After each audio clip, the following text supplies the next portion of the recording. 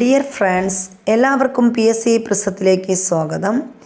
ഇന്ന് നമ്മൾ 5ാം ക്ലാസ്സിലെ SCERT സയൻസിൽ നിന്നുള്ള 5ാമത്തെ ചാപ്റ്ററാണ് പഠിക്കുന്നത്. നമ്മുടെ ചാപ്റ്ററിൻ്റെ പേരാണ് വരയ്ക്കാം വായിക്കാം. അപ്പോൾ ഈ ചാപ്റ്ററിൽ മുമ്പ് 1 മുതൽ 4 വരെയുള്ള 5ാം ക്ലാസ്സിലെ SCERT ന്യൂ സിലബസ് പ്രകാരമുള്ള സോഷ്യൽ സയൻസിലെ 4 വീഡിയോസ് നമ്മൾ ചെയ്തിട്ടുണ്ട്. അതിൻ്റെ ലിങ്ക് ഡിസ്ക്രിപ്ഷനിൽ കൊടുത്തേക്കാം. അപ്പോൾ ആ വീഡിയോ കാണാത്തവർ അത് കണ്ടതിന് ശേഷം മാത്രം ഈ വീഡിയോസ് കാണുക. അതുപോലെ തന്നെ 5ാം ക്ലാസ്സിലെ SCERT സയൻസിൽ നിന്നുള്ള 4 ചാപ്റ്ററുകൾ നമ്മൾ ചെയ്തിട്ടുണ്ട്. അതിൻ്റെ ലിങ്കും ഡിസ്ക്രിപ്ഷനിൽ കൊടുത്തേക്കാം. അതും കാണാത്തവർ കാണുക.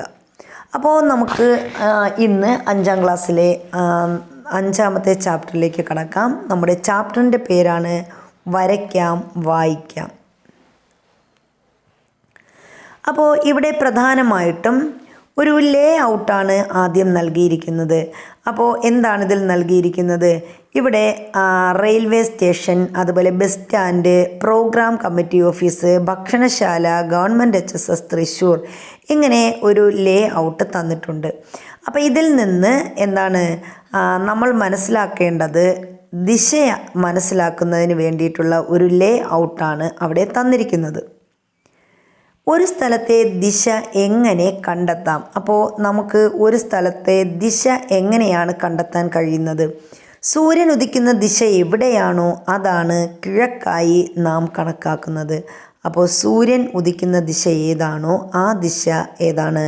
അതാണ് കിഴക്ക് ദിശ എന്ന് പറയുന്നത്. അപ്പോൾ നമ്മൾ പഠിച്ചിട്ടുണ്ട് കിഴക്കാണ് സൂര്യൻ ഉദിക്കുന്നത്. അതുകൊണ്ട് എന്താണ്, സൂര്യൻ ഉദിക്കുന്ന ദിശ കിഴക്കാണ്. അത് നമുക്ക് അറിയാം. ഇനി അജി എന്ന് പറയുന്നൊരു കുട്ടി വീടിന് സമീപം ഉദയസൂര്യന് അഭിമുഖമായി നിൽക്കുകയാണ്. അപ്പോൾ അതായത് ഇവിടെ ഒരു കുട്ടി എന്ത് ചെയ്യുന്നു?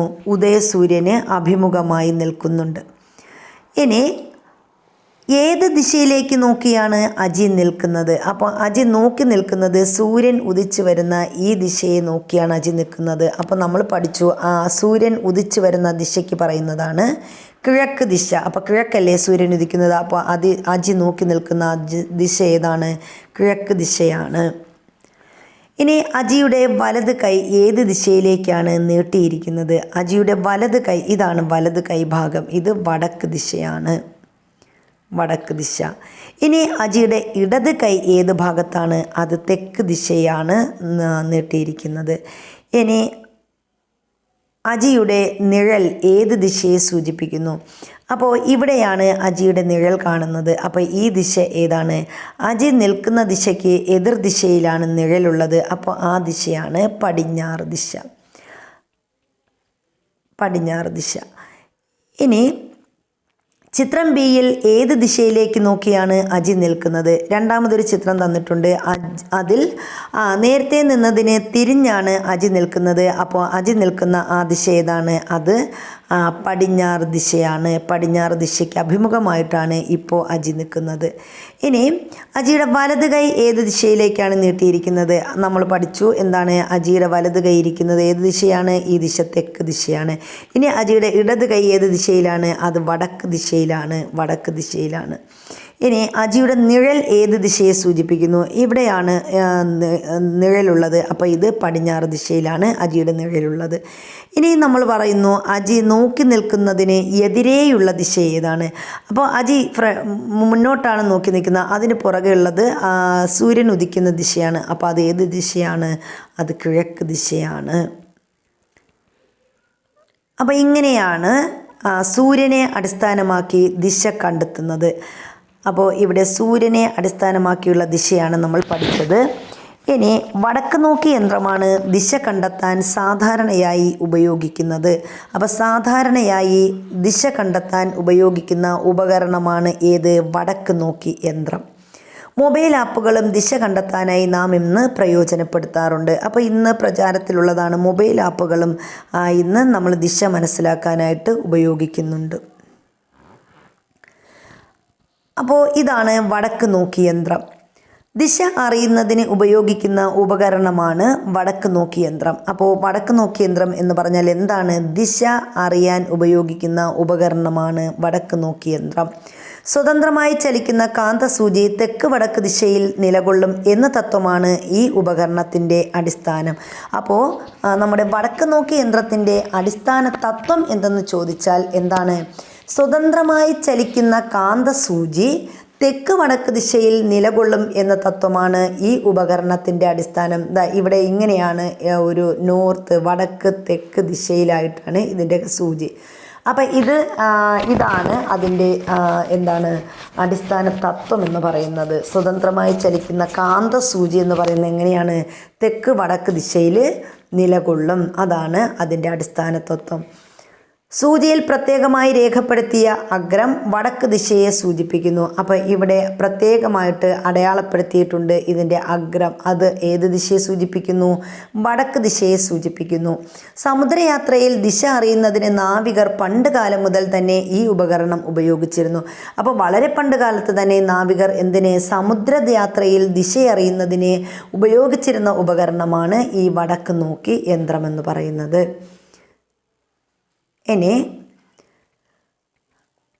ചുമരിൽ തൂക്കിയിട്ട ഈ ഭൂപടത്തിലെ ദിശ എങ്ങനെ കണ്ടെത്താം? ഇവിടെ ചുമരിൽ ഒരു ഭൂപടം തൂക്കിയിട്ടിട്ടുണ്ട്. അപ്പോൾ ഈ ഭൂപടത്തിൻ്റെ ദിശ എങ്ങനെ മനസ്സിലാക്കാം എന്നാണ് ഇവിടെ പറഞ്ഞിരിക്കുന്നത്.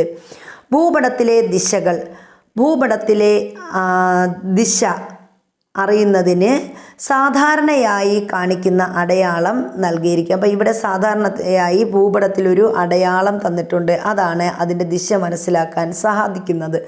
അപ്പോൾ ചുമർ ഭൂപടങ്ങളുടെ മുകൾ ഭാഗത്ത് വടക്ക് ദിശയെ സൂചിപ്പിക്കുന്ന അടയാളം കാണാം. അപ്പോൾ ചുമർ ഭൂപടം, ഇതൊരു ചുമർ ഭൂപടമാണ്. ഇതിൻ്റെ മുകൾ ഭാഗത്ത് എന്ത് തന്നിട്ടുണ്ട്? വടക്ക് ദിശയെ സൂചിപ്പിക്കുന്ന ഒരു അടയാളം തന്നിട്ടുണ്ട്. അപ്പോൾ ഇതാണ് വടക്ക് ദിശയെ സൂചിപ്പിക്കുന്ന അടയാളം. ഇതാണ് വടക്ക് ദിശയെ സൂചിപ്പിക്കുന്ന അടയാളം. ഭൂപടത്തിൻ്റെ ചുവടുഭാഗം തെക്ക് ദിശയെയും വലത് ഭാഗം പടിഞ്ഞാറ് ദിശയെയും ഇടത് ഭാഗം കിഴക്ക് ദിശയെയും സൂചിപ്പിക്കുന്നു. അപ്പോൾ നമ്മൾ പറഞ്ഞു ഭൂപടത്തിൻ്റെ മുകൾ ഭാഗം, ഈ ഭാഗം ഏതാണ്? വടക്ക് ദിശയെ സൂചിപ്പിക്കുന്നു. ഇനി ഈ ഭാഗം തെക്ക് ദിശയെ തെക്ക് ദിശയെ സൂചിപ്പിക്കുന്നു. ഇനി ഭൂപടത്തിൻ്റെ വലത് ഭാഗം ഇതാണ്. ഇത് ഏത് ഭാഗത്തെയാണ്? പടിഞ്ഞാറ് ഭാഗത്തെ സൂചിപ്പിക്കുന്നു. ഭൂപടത്തിൻ്റെ ഇടത് ഭാഗം എന്തിനെയാണ്? കിഴക്ക് ഭാഗത്തെയും സൂചിപ്പിക്കുന്നു. സാധാരണയായി ഭൂപടങ്ങളിൽ ദിശ സൂചിപ്പിക്കാൻ ഉപയോഗിക്കുന്ന ചിഹ്നങ്ങളാണ് ഈ തന്നിരിക്കുന്നത്. അപ്പോൾ ഈ ചിഹ്നങ്ങളാണ് ഭൂപടങ്ങളിൽ ദിശ സൂചിപ്പിക്കാൻ ഉപയോഗിക്കുന്ന ചിഹ്നങ്ങളെന്ന് പറയുന്നത്. ഇനി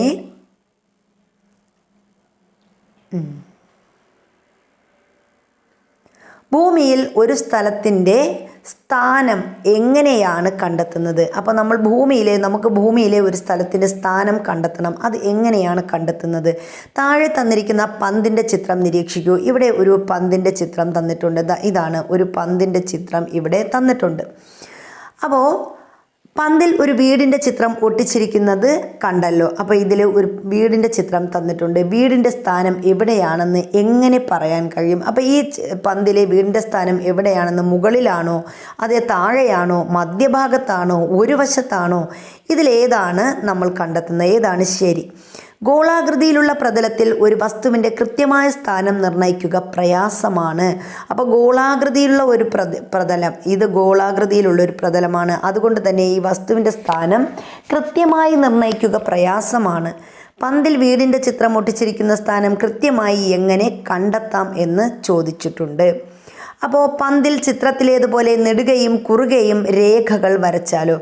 ഇതേപോലെ നെടുകയും ഇതേപോലെ ഇനി കുറുകയും ഇങ്ങനെ രണ്ട് രീതിയിൽ. അപ്പോൾ കുറുകയുള്ള രേഖകൾ, ഇതാണ് കുറുകയുള്ള രേഖകൾ. അപ്പോൾ പന്തിൽ ഇതുപോലെ കുറുകയുള്ള വരകളും ഇതേപോലെ കുറുകയുള്ള വരകളും അതുപോലെ ഇതുപോലെ നെടുകയുള്ള രേഖകളും തന്നിട്ടുണ്ട്. ഇനി ഇതിനെ ഒരുമിച്ച് നമ്മൾ ഈ രണ്ട് വരകൾ ഇങ്ങനെ ചേർത്ത് ഇങ്ങനെ കുറുകയും ഇതേപോലെ കുറുകയും നെടുകയും ഇങ്ങനെ വരകൾ യോജിപ്പിച്ചാൽ ഇത് നമുക്കെന്താണ്? ഒരു ഗ്ലോബായിട്ട് കിട്ടും. അപ്പോൾ ഇനി ഓരോ വരയ്ക്കും അക്ഷരവും നമ്പറും കൂടി നൽകിയാൽ ഏതൊക്കെ വരകൾക്കിടയിലാണ് ഈ വീടിൻ്റെ സ്ഥാനമെന്ന് കൃത്യമായി കണ്ടെത്താൻ കഴിയില്ല. ഇവിടെ EDCBA എങ്ങനെ, അല്ലെങ്കിൽ മുകളിൽ നിന്ന് താഴോട്ട് താഴെ നിന്ന് മുകളിലേക്ക് ABCD എന്ന് തന്നിട്ടുണ്ട്. അപ്പോൾ ഈ ഡിക്കും സിക്കും ഇടയിൽ 5ഉം 6ഉം നമ്പറുകൾക്കിടയിലായിട്ടാണ് ഇപ്പോൾ നമുക്ക് ഈ വീടിൻ്റെ സ്ഥാനം കണ്ടെത്താൻ സാധിക്കും. അപ്പോൾ ഈ പന്തിൽ നൽകിയിട്ടുള്ള വീടിൻ്റെ സ്ഥാനം എവിടെയാണെന്ന് കണ്ടെത്തി എഴുതാനായിട്ട് ഇത് കുട്ടികൾക്കുള്ള വർക്കാണ്. ഇനി ഇവിടെ ഒരു ഗ്ലോബ് തന്നിട്ടുണ്ട്. തന്നിരിക്കുന്ന ഗ്ലോബിൽ ചുവപ്പ് നിറത്തിൽ രേഖപ്പെടുത്തിയ വര ശ്രദ്ധിക്കൂ. ഇവിടെ ഒരു ഗ്ലോബിൽ ചുവപ്പ് നിറത്തിൽ ഒരു വര തന്നിട്ടുണ്ട്. അപ്പോൾ ഈ രേഖ ഗ്ലോബിനെ 2 അർദ്ധഗോളങ്ങളായി വിഭജിക്കുന്നു. അപ്പോൾ ഈ രേഖയാണ് ഭൂമധ്യരേഖ എന്ന് പറയുന്നത്. അപ്പോൾ ഈ ഭൂമധ്യരേഖ എന്ത് ചെയ്യുന്നു? ഈ ഗ്ലോബിനെ 2ആയി വിഭജിക്കുന്നു. അപ്പോൾ ഇതിൻ്റെ മുകളിലുള്ള ഭാഗത്തെ നമുക്ക് A എന്നും താഴെയുള്ള ഭാഗത്തെ B എന്നും സൂചിപ്പിക്കാം. അപ്പോൾ ചിത്രത്തിൽ A എന്ന് രേഖപ്പെടുത്തിയത് വടക്കേ അർദ്ധഗോളവും, അല്ലെങ്കിൽ നമ്മളിതിനെ ഉത്തരാർദ്ധഗോളം എന്ന് പറയും. അപ്പോൾ വടക്കേ അർദ്ധഗോളം അല്ലെങ്കിൽ ഉത്തരാർദ്ധഗോളവും, B എന്ന് സൂചിപ്പിച്ചിരിക്കുന്നത് തെക്കേ അർദ്ധഗോളം അല്ലെങ്കിൽ ദക്ഷിണാർദ്ധഗോളവുമാണ്. അപ്പം നമ്മൾ പറഞ്ഞു ഈ ഗ്ലോബിലെ ഈ വലിയ മധ്യത്തുള്ള ഈ വലിയ വര നമ്മൾ ഭൂമധ്യ, ഈ ഒരു രേഖയാണ് ഭൂമധ്യരേഖ എന്ന് പറയുന്നത്.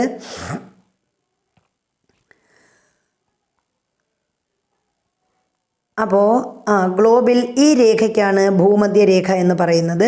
ഭൂമധ്യരേഖ ഗ്ലോബിനെ 2ആയി തരംതിരിക്കുന്നു. അതിൽ വടക്കുള്ള ഭാഗത്തെ ഉത്തരാർദ്ധരേഖ എന്നും, അല്ലെങ്കിൽ ഉത്തരാർദ്ധഗോളം എന്നും, അല്ലെങ്കിൽ നമ്മൾ വടക്കേ അർദ്ധഗോളം എന്നും, ഇനി താഴെയുള്ള B കോളം അതിനെ നമ്മൾ ദക്ഷിണാർദ്ധഗോളം അല്ലെങ്കിൽ തെക്കേ അർദ്ധഗോളം എന്നും പറയുന്നു.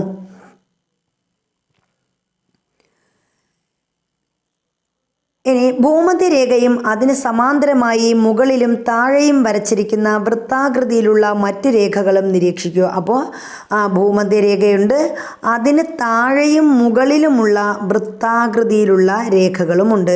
ഇതിന് താഴോട്ട് ഇങ്ങനെയുള്ള വൃത്താകൃതിയിലുള്ള രേഖകളുണ്ട്, അതിന് മുകളിലും എന്തുണ്ട്? ഇതേപോലെ വൃത്താകൃതിയിലുള്ള രേഖകളുണ്ട്. അപ്പോൾ ഇങ്ങനെ ഉള്ള ഈ വൃത്താകൃതിയിൽ കാണിച്ചിരിക്കുന്ന ഈ രേഖയ്ക്ക് പറയുന്ന പേരാണ് അക്ഷാംശ രേഖകൾ. അപ്പോൾ ഇങ്ങനെ ഗ്ലോബിൽ വൃത്താകൃതിയിൽ കൊടുത്തിരിക്കുന്ന ഈ രേഖയെ നമ്മൾ എന്തെന്ന് പറയുന്നു? അക്ഷാംശ രേഖകൾ എന്ന് പറയുന്നു. ഇനി അക്ഷാംശ രേഖകൾക്ക് ലംബമായി വരച്ചിരിക്കുന്ന അർദ്ധവൃത്താകൃതിയിലുള്ള രേഖകളും ഉണ്ട്. അപ്പോൾ ഇവിടെ ഇത് ഇങ്ങനെ കൊടുത്തിട്ടുണ്ട്, ഇതുപോലുള്ള അർദ്ധവൃത്ത ലംബമായിട്ട്. ഇത് ഭൂമധ്യരേഖ, ഇതിന് ലംബമായിട്ട് ഇങ്ങനെ എന്ത് ചെയ്തിട്ടുണ്ട്? കുറുകെ വരകൾ വരച്ചിട്ടുണ്ട്. അപ്പോൾ ഈ രേഖയ്ക്ക് പറയുന്ന പേരാണ് രേഖാംശരേഖ. രേഖാംശരേഖ.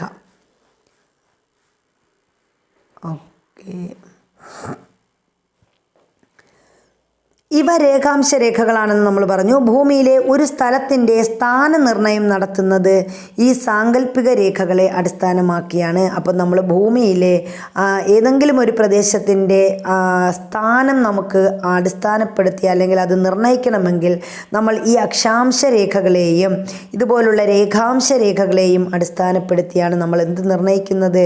ഭൂമിയിൽ ഒരു വസ്തുവിൻ്റെ സ്ഥാനം നിർണ്ണയിക്കുന്നത്. അടുത്ത് നമ്മൾ പറയുന്നത് ഗ്ലോബും ഭൂപടവും. ഗോളാകൃതിയിലുള്ള ഭൂമിയുടെ മാതൃകയാണ് ഗ്ലോബ്. അപ്പോൾ ഗോളാകൃതിയിലുള്ള ഭൂമിയുടെ മാതൃകയ്ക്കാണ് നമ്മൾ എന്തെന്ന് പറയുന്നത്? ഗ്ലോബ് എന്ന് പറയുന്നത്. ഇനി ഗോളാകൃതിയിലുള്ള ഭൂമിയുടെ ഉപരിതല സവിശേഷതകൾ ഒരു പരന്ന പ്രതലത്തിൽ വരച്ചു ചേർത്താൽ അതെന്തായി? ഭൂപടമായി. അപ്പോൾ ഗോളാകൃതിയിലുള്ള ഈ ഭൂമിയുടെ ഉപരിതല സവിശേഷതകളെ നമ്മൾ എന്ത് ചെയ്യുന്നു? ഒരു പരന്ന പ്രതലത്തിൽ വരച്ചു ചേർക്കുന്നു. അതിനെയാണ് നമ്മൾ എന്തെന്ന് പറയുന്നത്? ഭൂപടം എന്ന് പറയുന്നത്. ഇനി ഇവിടെ ലോക ഭൂപടം തന്നിട്ടുണ്ട്. അപ്പോൾ ഇതാണ് നമ്മുടെ ലോകത്തിൻ്റെ എന്താണ് നമ്മുടെ ഗ്ലോബ് എന്ന് പറയുന്നത്. ഗ്ലോബിലാണ് നമ്മുടെ എന്താണ് ലോകത്തിൻ്റെ എല്ലാ ഭൂപടങ്ങളും ഈ ഗ്ലോബിലുണ്ട്. അപ്പോൾ ഇവിടെ ഇത് ഗ്ലോബ്. അപ്പോൾ ഇത് നമ്മൾ എന്ത് ചെയ്യുന്നു, ഈ ഭൂപടത്തിലോട്ട് വരച്ച് ഇതിൻ്റെ പരന്ന ഭാഗം അതിനെയാണ് നമ്മൾ എന്തെന്ന് പറയുന്നത്, ഭൂപടം എന്ന് പറയുന്നത്. അപ്പോൾ ഈ ഗ്ലോബിനെ നമ്മൾ എന്ത് ചെയ്തിരിക്കുന്നു, ഒരു പരന്ന പ്രതലത്തിലേക്ക് ഈ വരച്ച് ചേർത്തിരിക്കുന്നു. ഈ ഗ്ലോബാണ് ഇവിടെ പരന്ന പ്രതലത്തിൽ വരച്ചിരിക്കുന്നത്. ഇതിനെയാണ് നമ്മൾ എന്തെന്ന് പറയുന്നത്, ഭൂപടം എന്ന് പറയുന്നത്. ഇനി ഇവിടെ കേരളത്തിൻ്റെ ഭൂപടം തന്നിട്ടുണ്ട്. ഇതിൽ കേരളത്തിൻ്റെ ഇത് രാഷ്ട്രീയ ഭൂപടം. അപ്പോൾ ഇവിടെ കേരളത്തിൻ്റെ ഭൂപടം തന്നിട്ടുണ്ട്. എന്നിട്ട് ഇവിടെ എന്ത് ചെയ്തിട്ടുണ്ട്, ABC ഇങ്ങനെ തരം തിരിച്ച് തന്നിട്ടുണ്ട്. A, അതുപോലെ B, അതുപോലെ ഇവിടെ എന്താണ് C ഇങ്ങനെ അടയാളപ്പെടുത്തിയിട്ടുണ്ട്. ഇനി ഇവ ഓരോന്നും എന്താണെന്നാണ് നമ്മൾ നോക്കുന്നത്. തന്നിരിക്കുന്ന ഭൂപടത്തിൽ ABC എന്നിങ്ങനെ അക്ഷരങ്ങൾ രേഖപ്പെടുത്തിയിരിക്കുന്നത് ശ്രദ്ധിക്കൂ. അവ യഥാക്രമം ഭൂപടത്തിൻ്റെ തലക്കെട്ട്, ദിശ, സൂചിക എന്നിവയാണ്. അപ്പോൾ നമ്മൾ കണ്ട ABC എന്ന് പറയുന്നത് ഭൂപടത്തിൻ്റെ തലക്കെട്ട്, ദിശ, സൂചിക എന്നിവയാണ്. ഒരു ഭൂപടത്തിൽ ഉണ്ടായിരിക്കേണ്ട അവശ്യ ഘടകങ്ങളാണ് അതിൻ്റെ ദിശ, അതുപോലെ തലക്കെട്ട്, സൂചിക എന്ന് പറയുന്നത്. അപ്പോൾ ഒരു ഭൂപടത്തിൽ ഉണ്ടായിരിക്കേണ്ട അവശ്യ ഘടകങ്ങളെയാണ് നമ്മൾ എന്ത് പറയുന്നത്, തലക്കെട്ട്, ദിശ, സൂചിക എന്നൊക്കെ പറയുന്നത്. ഇവ ഉപയോഗപ്പെടുത്തിയാണ് ഭൂപടങ്ങൾ വായിക്കുന്നത്. അപ്പോൾ ഈ തലക്കെട്ട്, അതുപോലെ ദിശ, സൂചിക ഇവയൊക്കെ ഉപയോഗപ്പെടുത്തിയാണ് നമ്മൾ എന്ത് വായിക്കുന്നത്, ഭൂപടങ്ങൾ വായിക്കുന്നത്. ഭൂപടത്തിൻ്റെ മുകൾ ഭാഗത്താണ് പൊതുവെ തലക്കെട്ട് നൽകുന്നത്. ഭൂപടത്തിൻ്റെ ഉള്ളടക്കത്തെ സൂചിപ്പിക്കുന്നതാണ് തലക്കെട്ട്. അപ്പോൾ നമ്മൾ ഭൂപടത്തിൻ്റെ മുകൾ ഭാഗത്തായിട്ടാണ് എന്ത് നൽകുന്നത്, തലക്കെട്ട് നൽകുന്നത്. തലക്കെട്ട് എന്ന് പറയുന്നത് എന്തിനെയാണ് സൂചിപ്പിക്കുന്നത്, ഭൂപടത്തിൻ്റെ ഉള്ളടക്കത്തെയാണ് തലക്കെട്ട് സൂചിപ്പിക്കുന്നത്.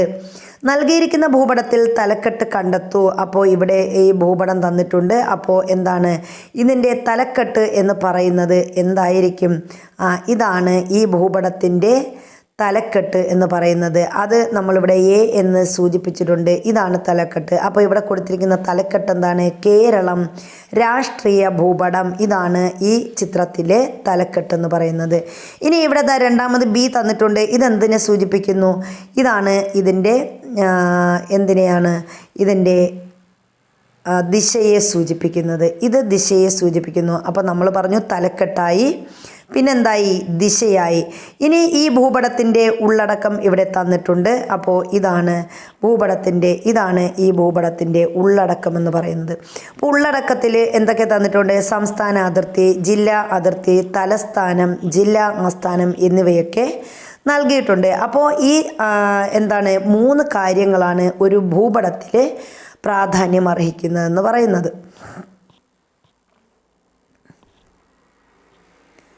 ഇനി നിങ്ങളുടെ സ്കൂളിലെ സാമൂഹ്യശാസ്ത്ര ലാബിലെ കേരളത്തിൻ്റെ ഭൂപടത്തിൽ നൽകിയിട്ടുള്ള സൂചിക നിരീക്ഷിക്കൂ. അപ്പോൾ ഇവിടെ സൂചിക തന്നിട്ടുണ്ട്. എന്തൊക്കെയാണ്, സംസ്ഥാന അതിർത്തി. അപ്പോൾ സംസ്ഥാന അതിർത്തിക്ക് നൽകുന്ന സൂചിക ഇതാണ് സംസ്ഥാന അതിർത്തിക്ക് നൽകുന്ന സൂചിക. ഇനി ജില്ലാ അതിർത്തി, നദി, ഇവിടെ നദി ഇതുപോലെ ഈ സൂചകമാണ് നൽകുന്നത്. ദേശീയപാതകൾ,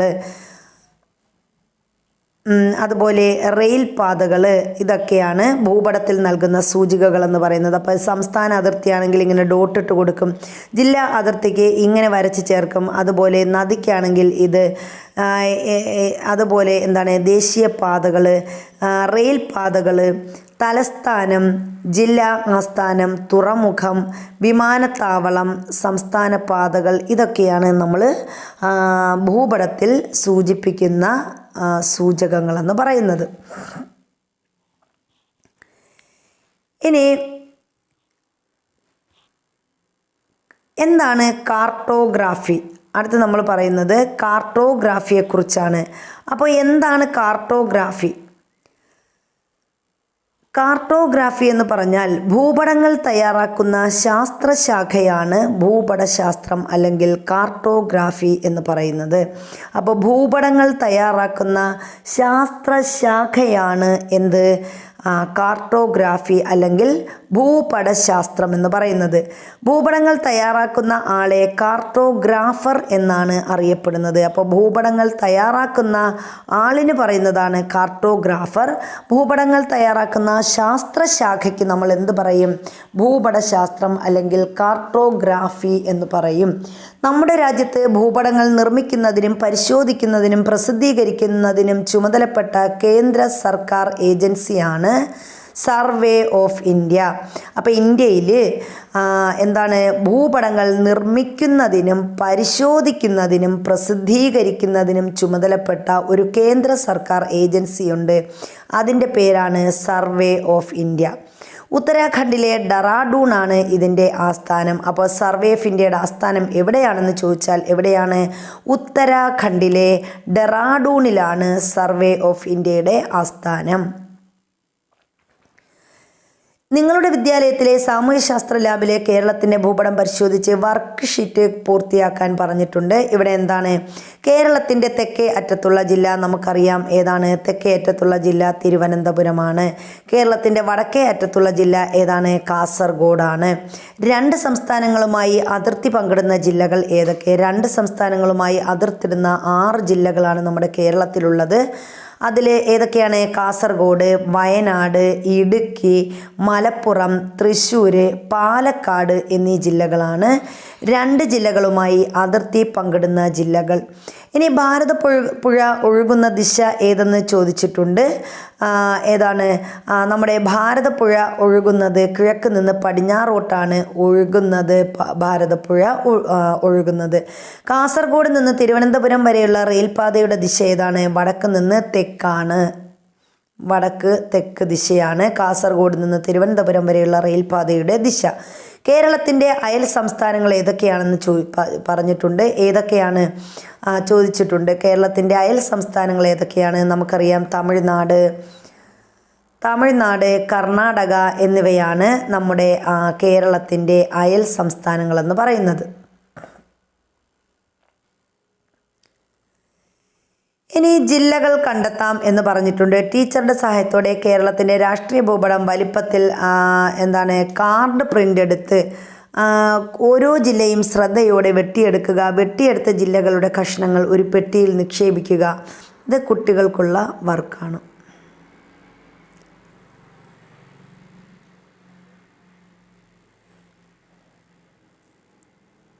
ഭൂപട വായനയുടെ അടിസ്ഥാന ആശയങ്ങൾ പരിചയപ്പെട്ടു. ഇനി നമ്മൾ അടുത്ത ഇന്ത്യയുടെ ഭൂപടം പരിശോധിച്ച് വിവരങ്ങൾ ശേഖരിക്കുക എന്നാണ് ഇവിടെ പറഞ്ഞിരിക്കുന്നത്. ഇന്ത്യയുടെ ഭൂപടം ഇവിടെ തന്നിട്ടുണ്ട്. എന്തൊക്കെയാണ് എന്ന് നോക്കാം. അപ്പോൾ ഇന്ത്യയുടെ രാഷ്ട്രീയ ഭൂപടമാണ് ഇവിടെ തന്നിരിക്കുന്നത്. ഇതിൽ നമ്മൾ നേരത്തെ പറഞ്ഞതുപോലെ ഇതിലെന്താണ്? സൂചകങ്ങളുണ്ട്. അതുപോലെ ദിശ പറഞ്ഞിട്ടുണ്ട്. അതുപോലെ തന്നെ ഇതിൽ ഉള്ളടക്കവും ഉണ്ട്. അപ്പോൾ ഇങ്ങനെയാണ് നമ്മൾ രാഷ്ട്രീയ ഭൂപടങ്ങൾ വരയ്ക്കുന്നത്. അപ്പോൾ ഇവിടെ എന്തൊക്കെയാണ്? ഇന്ത്യ എന്ന് പറയുന്ന രാജ്യത്തിൻ്റെ തലസ്ഥാനം, അതുപോലെ സംസ്ഥാന കേന്ദ്രഭരണ പ്രദേശങ്ങളുടെ തലസ്ഥാനം, അന്താരാഷ്ട്ര അതിർത്തികൾ, സംസ്ഥാന അതിർത്തി, ഇതൊക്കെ ഇവിടെ സൂചിപ്പിച്ചിട്ടുണ്ട്. സൂചകങ്ങളായിട്ട് നമുക്ക് തന്നിട്ടുണ്ട്. രാജ്യ തലസ്ഥാനം ഇവിടെ സൂചകമായിട്ട് തന്നിട്ടുണ്ട്. ഡൽഹിയാണ്. ഇനി സംസ്ഥാന കേന്ദ്രഭരണ പ്രദേശങ്ങളുടെ സംസ്ഥാന തലസ്ഥാനം, അതുപോലെ കേന്ദ്രഭരണ പ്രദേശങ്ങളുടെ തലസ്ഥാനം ഇവിടെ തന്നിട്ടുണ്ട്. ഇപ്പോൾ ഉത്തർപ്രദേശ് ലക്നൗ, അതുപോലെ രാജസ്ഥാൻ ജയ്പൂർ, ഇങ്ങനെ ഓരോ സംസ്ഥാനങ്ങളും അതിൻ്റെ തലസ്ഥാനവും ഇവിടെ തന്നിട്ടുണ്ട് സൂചകമായിട്ട്. ഇനി അന്താരാഷ്ട്ര അതിർത്തികൾ ഇവിടെ തന്നിട്ടുണ്ട്. അത് സൂചകമായിട്ട് തന്നിട്ടുണ്ട്, അന്താരാഷ്ട്ര അതിർത്തികൾ. ഇനി അതുപോലെ തന്നെ സംസ്ഥാന അതിർത്തികളും ഇവിടെ സൂചകമായിട്ട് തന്നിട്ടുണ്ട്. അപ്പോൾ ഇത്രയുമാണ് നമ്മുടെ ഇന്ത്യയുടെ രാഷ്ട്രീയ ഭൂപടത്തിൽ തന്നിരിക്കുന്ന സൂചകങ്ങളെന്ന് പറയുന്നത്. ഇന്ത്യയിലെ ഒരു സംസ്ഥാനമാണല്ലോ കേരളം. ഇന്ത്യയിൽ എത്ര സംസ്ഥാനങ്ങളും കേന്ദ്രഭരണ പ്രദേശങ്ങളും ഉണ്ടെന്ന് അറിയാമോ എന്ന് ചോദിച്ചിട്ടുണ്ട്. അപ്പം നമുക്കറിയാം ഇന്ത്യയിൽ 28 സംസ്ഥാനങ്ങളുണ്ട്. ഇന്ത്യയിൽ 28 സംസ്ഥാനങ്ങളും 8 കേന്ദ്രഭരണ പ്രദേശങ്ങളുമാണ് നിലവിലുള്ളത്. ഇന്ത്യയിലെ സംസ്ഥാനങ്ങൾ, അവയുടെ തലസ്ഥാനങ്ങൾ, കേന്ദ്രഭരണ പ്രദേശങ്ങൾ എന്നിവയുടെ പട്ടിക തയ്യാറാക്കാനായി ഇവിടെ പറഞ്ഞിട്ടുണ്ട്. അപ്പോൾ ഇവിടെ നമ്മുടെ ഇന്ത്യയുടെ രാഷ്ട്രീയ ഭൂപടത്തിൽ നിന്നും ഇന്ത്യയിലെ ആ സംസ്ഥാനങ്ങൾ 28 സംസ്ഥാനങ്ങൾ നമുക്ക് കണ്ടെത്താൻ കഴിയും. അപ്പോൾ ഹിമാചൽ പ്രദേശ്, അതുപോലെ ഉത്തരാഖണ്ഡ്, പഞ്ചാബ്, ഹരിയാന, അങ്ങനെ തുടങ്ങി ഉത്തർപ്രദേശ്, രാജസ്ഥാൻ, ബീഹാർ, സിക്കിം, അരുണാചൽ പ്രദേശ്, ആസാം, അതുപോലെ നാഗാലാൻഡ്, മണിപ്പൂർ, മിസോറാം, മേഘാലയ, പശ്ചിമ ബംഗാൾ, ജാർഖണ്ഡ്, ഛത്തീസ്ഗഡ്, മധ്യപ്രദേശ്, ഗുജറാത്ത്, മഹാരാഷ്ട്ര, തെലങ്കാന, ഒഡീഷ, അതുപോലെ ഗോവ, തെലങ്കാന, ആന്ധ്രാപ്രദേശ്, കർണാടക, തമിഴ്നാട്, കേരളം, ഇങ്ങനെ 28 സംസ്ഥാനങ്ങളും ഇവിടെ നമുക്ക് ഈ ഭൂപടത്തിൽ തന്നിട്ടുണ്ട്. ഇനി ഈ ഓരോ സംസ്ഥാനങ്ങളുടെയും തലസ്ഥാനങ്ങളും ഇവിടെ തന്നിട്ടുണ്ട്. അതുപോലെ നമ്മുടെ കേന്ദ്രഭരണ പ്രദേശങ്ങൾ ഏതൊക്കെയാണെന്നും ഇതിൽ തന്നിട്ടുണ്ട്. അപ്പോൾ ആ ഭൂപടത്തിൽ നിന്ന് നമുക്ക് നോക്കി മനസ്സിലാക്കാവുന്നതാണ്. ഇന്ത്യയുടെ അതിർത്തി, സംസ്ഥാനങ്ങൾ, കേന്ദ്രഭരണ പ്രദേശങ്ങൾ, അയൽ രാജ്യങ്ങൾ മുതലായവ രേഖപ്പെടുത്തിയ ഭൂപടം നിരീക്ഷിച്ച് ചുവടെ തന്നിട്ടുള്ള പട്ടിക പൂർത്തിയാക്കാനായി പറഞ്ഞിട്ടുണ്ട്. അപ്പോൾ ഇവിടെ സൂചനയും വസ്തുതയും തന്നിട്ടുണ്ട്. എന്തൊക്കെയാണ്? ഇന്ത്യയുടെ കിഴക്ക് ഭാഗത്തുള്ള കടൽ ഏതാണ്? അപ്പം നമുക്കറിയാം കിഴക്ക് ബംഗാൾ ഉൾക്കടലാണ്. ഇന്ത്യയുടെ പടിഞ്ഞാറ് ഭാഗത്തുള്ള കടൽ അറബിക്കടലാണ്. ഇന്ത്യയുടെ തലസ്ഥാനം നമുക്കറിയാം ന്യൂഡൽഹിയാണ്. ഇന്ത്യയുടെ തലസ്ഥാനം ന്യൂഡൽഹി. ഇനി ഇന്ത്യയുടെ ഏറ്റവും വടക്ക് ഭാഗത്തുള്ള കേന്ദ്രഭരണ പ്രദേശം ഏതാണ്? ലഡാക്കാണ്. വടക്ക് ഭാഗത്ത് കേന്ദ്രഭരണ പ്രദേശം ഏതാണെന്ന് ചോദിച്ചാൽ അത് ലഡാക്കാണ്. അരുണാചൽ പ്രദേശ് ഇന്ത്യയുടെ ഏത് ഭാഗത്താണ് സ്ഥിതി ചെയ്യുന്നത്? അത് കിഴക്ക് ഭാഗത്താണെന്ന് നമുക്കറിയാം. കിഴക്ക് ഭാഗത്തായിട്ടാണ് അരുണാചൽ പ്രദേശ് സ്ഥിതി ചെയ്യുന്നത്. ഇനി ഇന്ത്യയുടെ ഏറ്റവും അത് പറഞ്ഞു നമ്മൾ. ഇന്ത്യയുടെ വടക്ക് ഭാഗത്തുള്ള കേന്ദ്രഭരണ പ്രദേശം ലഡാക്കാണെന്ന് പറഞ്ഞു. അരുണാചൽ പ്രദേശ് ഇന്ത്യയുടെ കിഴക്ക് ഭാഗത്താണ് സ്ഥിതി ചെയ്യുന്നത്.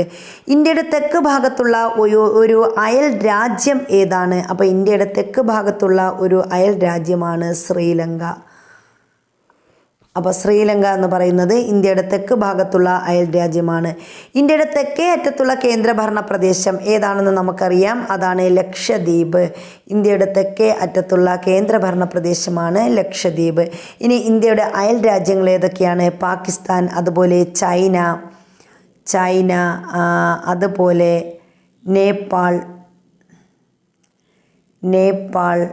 നേപ്പാൾ, പിന്നെ ഏതാണ്? ഭൂട്ടാൻ, മ്യാൻമാർ, ബംഗ്ലാദേശ്,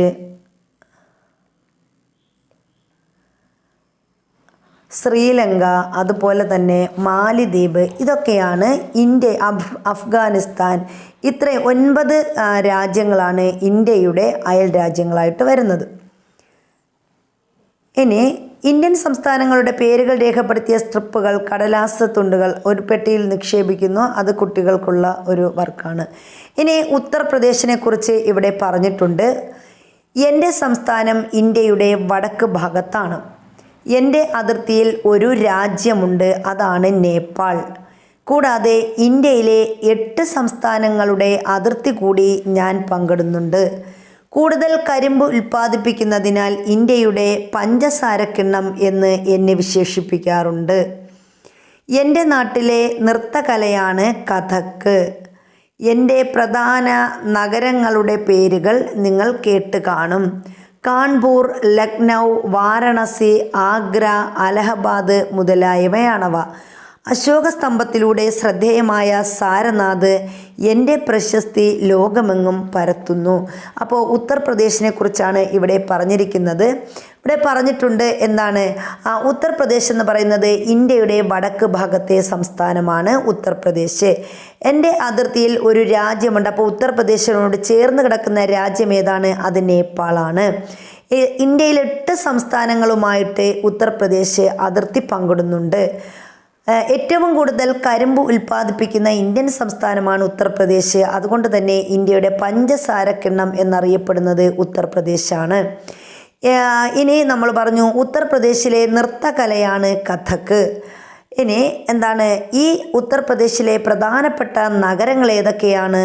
കാൺപൂർ, ലക്നൗ, വാരാണസി, ആഗ്ര, അലഹബാദ് മുതലായവയാണ് ഉത്തർപ്രദേശിലെ പ്രധാനപ്പെട്ട നഗരങ്ങൾ. അശോകസ്തംഭത്തിലൂടെ ശ്രദ്ധേയമായ സാരനാഥ് എൻ്റെ പ്രശസ്തി ലോകമെങ്ങും പരത്തുന്നു. അപ്പോൾ അശോകസ്തംഭത്തിലൂടെ പ്രശസ്തമായ സാരനാഥ് ഉത്തർപ്രദേശിലാണ് സ്ഥിതി ചെയ്യുന്നത്. അപ്പോൾ ഇതാണ് ഉത്തർപ്രദേശിനെ കുറിച്ച് ഇവിടെ പറഞ്ഞിരിക്കുന്നത്. പോർച്ചുഗീസ് സഞ്ചാരിയായ വാസ്കോഡ ഗാമ ഇന്ത്യയിലേക്ക് നടത്തിയ യാത്രയെക്കുറിച്ച് ഇവിടെ ഒരു കുറിപ്പ് തന്നിട്ടുണ്ട്. അതാണ് നമ്മൾ നോക്കുന്നത്. പോർച്ചുഗലിലെ ലിസ്ബൺ തുറമുഖത്ത് നിന്ന് 4 പായ്ക്കപ്പലുകളിലായി 170 പേരടങ്ങുന്ന നാവിക സംഘത്തെ നയിച്ചുകൊണ്ട് വാസ്കോഡ ഗാമ ഇന്ത്യയെ തേടി യാത്ര തിരിച്ചു. അപ്പോൾ എന്താണ്, പോർച്ചുഗലിലെ ലിസ്ബണിൽ നിന്നാണ് 4 പായ്ക്കപ്പലുകളിലായിട്ട് 170 പേരടങ്ങുന്ന ഒരു നാവിക സംഘമാണ് എന്ത് ചെയ്തത്, ഇന്ത്യയിലേക്ക് യാത്ര തിരിച്ചത്. കാറ്റിൻ്റെ സഹായത്തോടെ തെക്ക് കിഴക്കോട്ട് യാത്ര ചെയ്ത് ആഫ്രിക്കയുടെ തെക്കേ അറ്റത്തെത്തി. അപ്പോൾ കാറ്റിൻ്റെ സഹായത്താലാണ് ഇവർ യാത്ര തിരിച്ചത്. ഇവരെന്ത് ചെയ്തു, തെക്ക് കിഴക്കോട്ട് യാത്ര ചെയ്ത് ആഫ്രിക്കയുടെ തെക്കേ അറ്റത്ത് എത്തി. തുടർന്ന് ആഫ്രിക്കയുടെ കിഴക്കേ തീരം വഴി വടക്കോട്ട് സഞ്ചരിച്ച് മലിന്തി തുറമുഖത്തെത്തി. അപ്പോൾ അതിനുശേഷം ഇവരെന്ത് ചെയ്തു, ആഫ്രിക്കയുടെ തെക്കേ അറ്റത്ത് പോയി ആ തെക്കേ അറ്റത്ത് നിന്ന് ആഫ്രിക്കയുടെ കിഴക്കേ തീരം വഴി വടക്കോട്ട് സഞ്ചരിച്ച് മലിന്തി തുറമുഖത്തെത്തി. അവിടുത്തെ നാവികരുടെ നിർദ്ദേശങ്ങൾ സ്വീകരിച്ച് മൺസൂൺ കാറ്റുകളുടെ സഹായത്തോടെ 1498 മെയ് 20 ഇന്ത്യയുടെ പടിഞ്ഞാറേ തീരത്ത് കോഴിക്കോടിനടുത്തുള്ള കാപ്പാട് തീരത്ത് എത്തിച്ചേർന്നു. അപ്പോൾ 1498 മെയ് 20 എന്ത് ചെയ്തു, നമ്മുടെ മൺസൂൺ കാറ്റുകളുടെ സഹായത്തോടെ വാസ്കോഡ ഗാമയും അദ്ദേഹത്തിൻ്റെ കൂട്ടാളികളും എന്ത് ചെയ്തു, ഇന്ത്യയുടെ പടിഞ്ഞാറേ തീരത്ത് എത്തിച്ചേർന്നു. കോഴിക്കോടിനടുത്തുള്ള കാപ്പാട് തീരത്താണ് ഇവരെത്തിച്ചേർന്നത്. അപ്പോൾ നമുക്കറിയാം എന്താണ്, വാസ്കോഡ ഗാമ എത്തിച്ചേർന്ന കടൽ തീരമാണ് കാപ്പാട് കടൽ തീരം, കോഴിക്കോട് ജില്ലയിലാണ്. യൂറോപ്പിൽ നിന്ന് ആയിരക്കണക്കിന് കിലോമീറ്റർ താണ്ടി വാസ്കോഡ ഗാമയും സംഘവും സാഹസികമായി നടത്തിയ ഈ യാത്ര ചരിത്രത്തിൽ ഇടം നേടി. അപ്പോൾ നമ്മൾ പറഞ്ഞു എന്താണ്, കാറ്റിൻ്റെ സഹായത്തോടെ ആദ്യം എന്ത് ചെയ്തു, തെക്ക് കിഴക്കോട്ട് യാത്ര ചെയ്ത് ആഫ്രിക്കയുടെ തെക്കേറ്റത്തെത്തി. പിന്നെ അവിടെ നിന്ന് ആഫ്രിക്കയുടെ കിഴക്കേ തീരം വഴി വടക്കോട്ട് സഞ്ചരിച്ച് മലിന്തി തുറമുഖത്തെത്തി.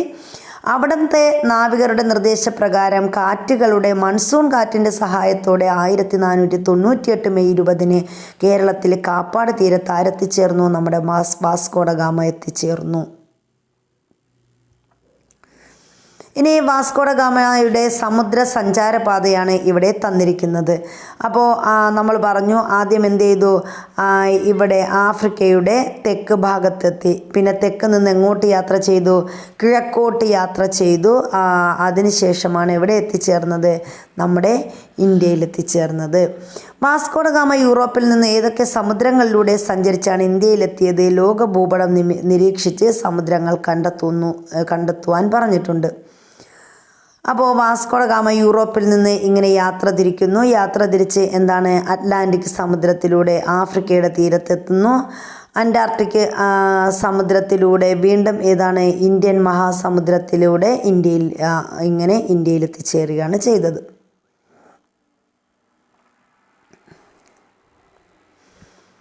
ഈ സമുദ്രങ്ങളെല്ലാം പരസ്പരം ചേർന്നാണോ കിടക്കുന്നത്? ഗ്ലോബ് നിരീക്ഷിച്ച് ഏറ്റവും വലിയ സമുദ്രം ഏതെന്ന് കണ്ടെത്തൂ. അപ്പം നമുക്കറിയാം ഏറ്റവും വലിയ സമുദ്രം ഏതാണ് എന്ന് ചോദിച്ചാൽ ഏറ്റവും വലിയ സമുദ്രമാണ്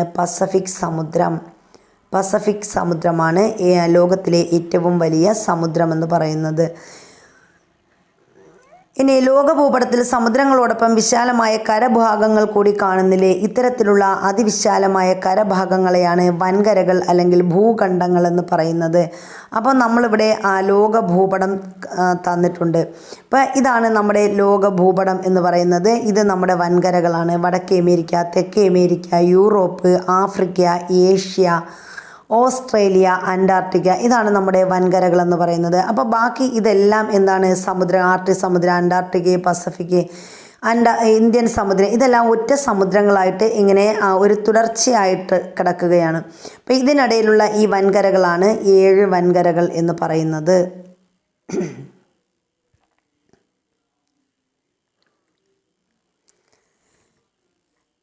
ഇനി നമ്മുടെ രാജ്യമായ ഇന്ത്യ ഏത് ഭൂഖണ്ഡത്തിൻ്റെ ഭാഗമാണ് എന്ന് ചോദിച്ചിട്ടുണ്ട്. അപ്പോൾ നമുക്കറിയാം നമ്മുടെ രാജ്യമായ ഇന്ത്യ ഏത് ഭൂഖണ്ഡത്തിൻ്റെ ഭാഗമാണ്? ഏഷ്യ ഭൂഖണ്ഡത്തിലാണ് നമ്മുടെ രാജ്യമായ ഇന്ത്യ സ്ഥിതി ചെയ്യുന്നത്.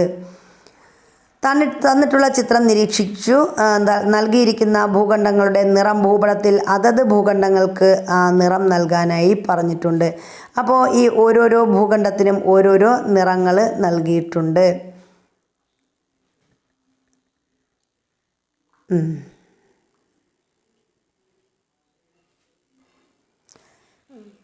ഇനി ഇവിടെ ആഫ്രിക്കയ്ക്ക് എന്താണ്? ഒരു നീല നിറമാണ്. നീല നിറം ആണ് ആഫ്രിക്കൻ ഭൂഖണ്ഡത്തിന് നൽകിയിരിക്കുന്നത് ഇവിടെ. അതുപോലെ ഏഷ്യയ്ക്ക് ഒരു ഓറഞ്ച് കലർന്ന നിറമാണ് നൽകിയിട്ടുള്ളത്. ഇനി ഓസ്ട്രേലിയയ്ക്ക് ഒരു ചുവന്ന നിറമാണ് നൽകിയിട്ടുള്ളത്, ചുവന്ന നിറം. അതുപോലെ തെക്കേ അമേരിക്കയ്ക്ക് ഒരു വയലറ്റ് നിറമാണ്. യൂറോപ്പ് ആണെങ്കിൽ നീല നിറത്തിലാണ് കാണപ്പെടുന്നത്. വടക്കേ അമേരിക്ക പച്ച നിറത്തിലും. അപ്പോൾ ഇതാണ് നമ്മുടെ ഭൂഖണ്ഡങ്ങളുടെ നിറം എന്ന് പറയുന്നത്. അന്റാർട്ടിക്ക മഞ്ഞ നിറത്തിലാണ് തന്നിരിക്കുന്നത്.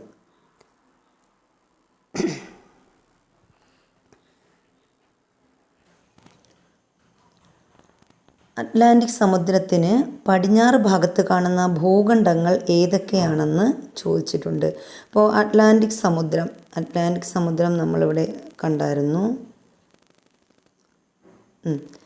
അറ്റ്ലാന്റിക് സമുദ്രം ഇവിടെയാണ് അറ്റ്ലാന്റിക് സമുദ്രം. അപ്പോൾ അറ്റ്ലാന്റിക് സമുദ്രത്തിന് പടിഞ്ഞാറ് ഭാഗത്ത് ഉള്ള ഭൂഖണ്ഡം ചോദിച്ചാൽ ഇതാണ് പടിഞ്ഞാറ് ഭാഗം. അപ്പോൾ ഇവിടെ വടക്കേ അമേരിക്ക, തെക്കേ അമേരിക്ക എന്നിവയാണ് അറ്റ്ലാന്റിക് സമുദ്രത്തിന് പടിഞ്ഞാറ് ഭാഗത്തുള്ള ഭൂഖണ്ഡങ്ങൾ. ഇനി ഇന്ത്യൻ സമുദ്രത്തിന് കിഴക്ക് ഭാഗത്തുള്ള ഭൂഖണ്ഡം ഏതാണെന്ന് ചോദിച്ചിട്ടുണ്ട്. അപ്പോൾ ഇതാണ് ഇന്ത്യൻ മഹാസമുദ്രം. ഇന്ത്യൻ സമുദ്രം ഇതാണ്. ഇന്ത്യൻ സമുദ്രത്തിന് കിഴക്കാകുമ്പോൾ ഈ ഭാഗത്ത് വരും. അപ്പോൾ ഈ ഭാഗത്ത് കാണുന്ന അത് ഏത് ഭൂഖണ്ഡമാണ്? ഇത് യൂറോപ്പാണ്. അടുത്ത് ഏറ്റവും വിസ്തൃതി കൂടിയ ഭൂഖണ്ഡം. അപ്പോൾ നമുക്കറിയാം ഏറ്റവും വിസ്തൃതി കൂടിയ ഭൂഖണ്ഡം ഏതാണ്? ഏഷ്യയാണ്. അപ്പോൾ ഏറ്റവും വിസ്തൃതി കൂടിയ ഭൂഖണ്ഡമാണ് ഏഷ്യ. ഇനി അറ്റ്ലാന്റിക് സമുദ്രത്തിനും ഇന്ത്യൻ സമുദ്രത്തിനും ഇടയിൽ കാണുന്ന ഭൂഖണ്ഡം. അപ്പോൾ അറ്റ്ലാന്റിക് സമുദ്രം അതുപോലെ ഇന്ത്യൻ സമുദ്രം, ഇതിന് രണ്ടിനും ഇടയിൽ കാണുന്നത് അറ്റ്ലാന്റിക് സമുദ്രം. ഇവിടെ തന്നിട്ടുണ്ട് അറ്റ്ലാന്റിക് സമുദ്രം അതുപോലെ ഇന്ത്യൻ സമുദ്രം. ഇതിനിടയിൽ കാണുന്ന ഭൂഖണ്ഡം ഏതൊക്കെയാണ്? ആഫ്രിക്ക, അതുപോലെ യൂറോപ്പ്, ഏഷ്യ. ഇത് മൂന്നും അറ്റ്ലാന്റിക് സമുദ്രത്തിനും ഇന്ത്യൻ സമുദ്രത്തിനും ഇടയിലുള്ള ഭൂഖണ്ഡങ്ങളാണ്. അപ്പോൾ ഏതൊക്കെ വരും? അറ്റ്ലാന്റിക് സമുദ്രത്തിനും ഇന്ത്യൻ സമുദ്രത്തിനും ഇടയിലുള്ള ഭൂഖണ്ഡം ചോദിച്ചാൽ ആഫ്രിക്ക, യൂറോപ്പ്, ഏഷ്യ. ഇത് മൂന്നും നമ്മുടെ അറ്റ്ലാന്റിക് സമുദ്രത്തിനും അതുപോലെ ഇന്ത്യൻ സമുദ്രത്തിനും ഇടയിലുള്ള ഭൂഖണ്ഡങ്ങളാണ്.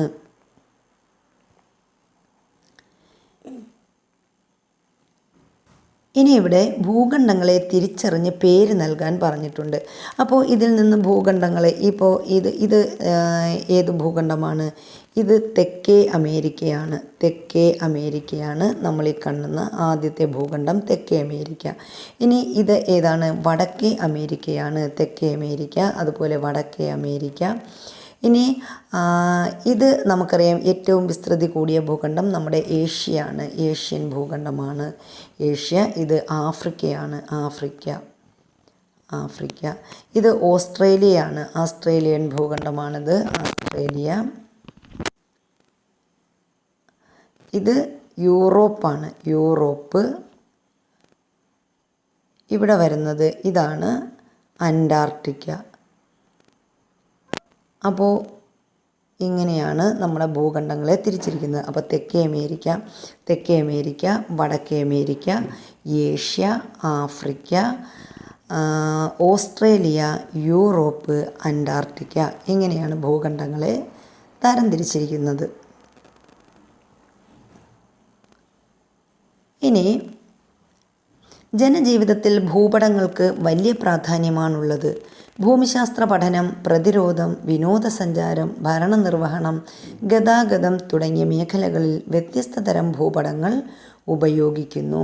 അപ്പോൾ ജനജീവിതത്തിൽ ഭൂപടങ്ങൾക്ക് എങ്ങനെയാണ് വലിയ പ്രാധാന്യമാണുള്ളത്. ഭൂമിശാസ്ത്ര പഠനം, അതുപോലെ തന്നെ പ്രതിരോധം, വിനോദസഞ്ചാരം, ഭരണനിർവഹണം, ഗതാഗതം തുടങ്ങിയ മേഖലകളിൽ വ്യത്യസ്ത ഭൂപടങ്ങൾ ഉപയോഗിക്കുന്നു. പ്രളയം, ഉരുൾപൊട്ടൽ തുടങ്ങിയ പ്രകൃതി ദുരന്തങ്ങളും മറ്റ് അപകടങ്ങളും ഉണ്ടാകുമ്പോൾ ദുരന്തമുഖത്ത് വേഗത്തിൽ എത്തിച്ചേരാനും ദുരിതാശ്വാസ പ്രവർത്തനങ്ങളിൽ ഏർപ്പെടാനും ഭൂപടങ്ങളും റൂട്ട് മാപ്പുകളും ഉപയോഗിക്കുന്നു. നിത്യജീവിതത്തിൽ ഭൂപട വായനയിലൂടെ കടന്നു പോകേണ്ട സന്ദർഭങ്ങൾ പലപ്പോഴും ഉണ്ടാകാറുണ്ട്. ആധുനിക ലോകത്ത് ജീവിതം കെട്ടിപ്പടുക്കുന്നതിന് ഭൂപട വായന അനിവാര്യമായ ഒരു ഘടകമായി മാറിയിരിക്കുന്നു. അപ്പോൾ ചുരുക്കം പറഞ്ഞാൽ എല്ലാ മേഖലകളിലും ഇന്ന് ഭൂപടങ്ങൾക്ക് വളരെ പ്രാധാന്യമാണ് ഉള്ളതെന്നാണ് ഈ ചാപ്റ്റർ നമുക്ക് മനസ്സിലാക്കി തരുന്നത്.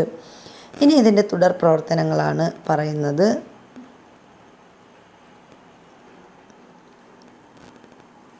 അപ്പോൾ ഇതിൽ കേരളം ഭൂപട വായന, പ്രശ്നോത്തരി, അതിൻ്റെ വിഷയങ്ങൾ, ഇത് കുട്ടികൾക്കുള്ളതാണ്. വിനോദസഞ്ചാര കേന്ദ്രങ്ങൾ, നദികൾ, തുറമുഖങ്ങൾ, തടാകങ്ങൾ, വിമാനത്താവളങ്ങൾ, ചരിത്ര പ്രാധാന്യമുള്ള സ്ഥലങ്ങൾ, ആഘോഷങ്ങൾ എന്നിങ്ങനെ പറഞ്ഞിട്ടുണ്ട്. അപ്പോൾ ഇത് കുട്ടികൾക്കുള്ള വർക്കുകളാണ്. അപ്പോൾ ഇത്രയുമാണ് നമുക്ക് ഈ ചാപ്റ്ററിൽ നിന്ന് പഠിക്കാനുള്ളത്. അപ്പോൾ വീഡിയോ ഇഷ്ടപ്പെട്ടാൽ ലൈക്ക് ചെയ്യുക, ഷെയർ ചെയ്യുക, അതുപോലെ സബ്സ്ക്രൈബ് ചെയ്യുക. നിങ്ങളുടെ വിലയേറിയ അഭിപ്രായങ്ങളും നിർദ്ദേശങ്ങളും കമൻറ്റിലൂടെ അറിയിക്കുക. അപ്പോൾ നിങ്ങളുടെ കമൻറ്റുകളാണ് ഇനിയുള്ള വീഡിയോകൾ ഇടുന്നതിന് ഞങ്ങൾക്ക് പ്രചോദനമാകുന്നത്. എന്തെങ്കിലും പോരായ്മകളുണ്ടെങ്കിൽ അതെല്ലാം നിങ്ങൾ ചൂണ്ടിക്കാട്ടുക. അതെല്ലാം മാറ്റിക്കൊണ്ട് അടുത്ത വീഡിയോയിൽ വളരെയധികം ശ്രദ്ധിച്ചുകൊണ്ട് അടുത്ത വീഡിയോ തയ്യാറാക്കാവുന്നതാണ്. അപ്പോൾ എല്ലാവരും നിങ്ങളുടെ കമൻറ്റ് രേഖപ്പെടുത്തുക. അപ്പോൾ ഇനി അടുത്തൊരു വീഡിയോയിൽ കാണുന്നത് വരെ എല്ലാവർക്കും താങ്ക് യു.